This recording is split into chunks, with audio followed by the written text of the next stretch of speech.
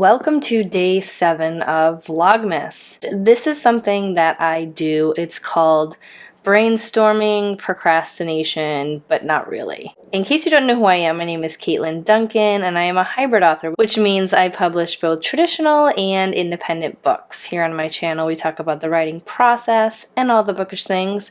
So if that interests you at all, be sure to hit that like button so I know to create more content like this for you. So I have to plan a new book for my release in the fall of 2023, and I am between two ideas currently. And when I am brainstorming, I tend to do some reorganization of my surroundings. Now, today is going to be all about my bookshelf because I see it every day. It's right behind my desk, and it's honestly been annoying me so much lately because it's just messy and unorganized, and I just need a change. So this is just something that I do when I'm in sort of a planning process.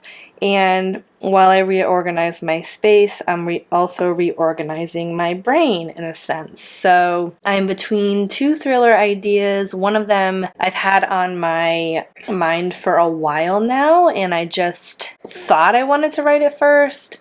And then this other one came along, which typically doesn't happen to me, but they're both very strong in my mind, which is a great thing because that means whichever one I don't pick will be forefront of my mind for the next time, but it's just moving forward. So I have many things to think about, such as carrying over the readers from Her Buried Lives into this next book. So it's not going to be a series necessarily, but I wanted to have similar vibes so that people who did like Her Buried Lives will be excited to read this one. Now, one thing that I tend to do when I'm in this process is write down everything I know about the book currently and any plot points that I want to hit, any surroundings or characters or any fun things like that I already know. So I want to sort of remove them from my head so that I'm able to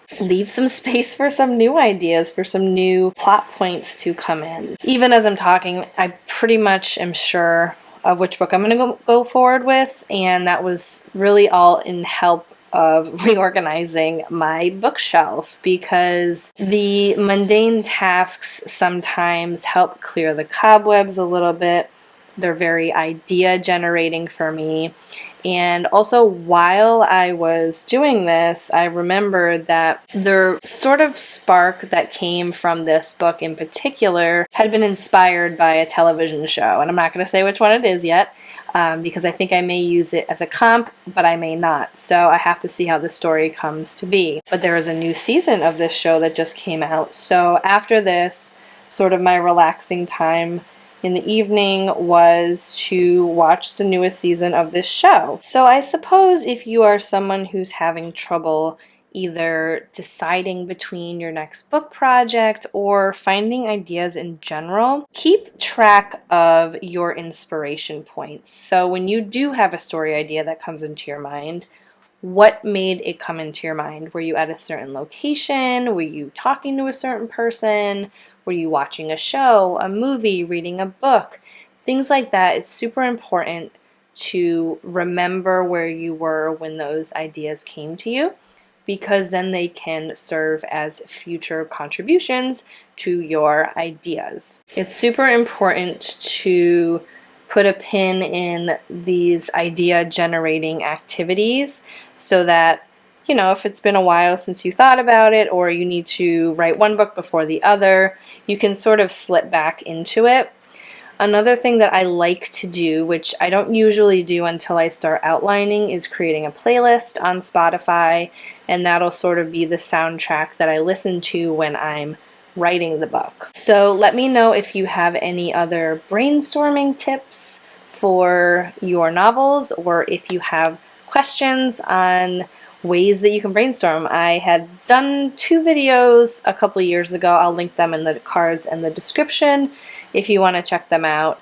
and I always find that information helpful. But if you have any questions, let's chat in the comments. And if you are wondering how I am going through and organizing my bookshelf, I know I'm always super curious about how people do it. So I switched one side for the other in terms of my categories. So I had a lot of my display items on the left bookshelf, but the right bookshelf with my little like cat corner there, it's a little difficult for me to like get over there.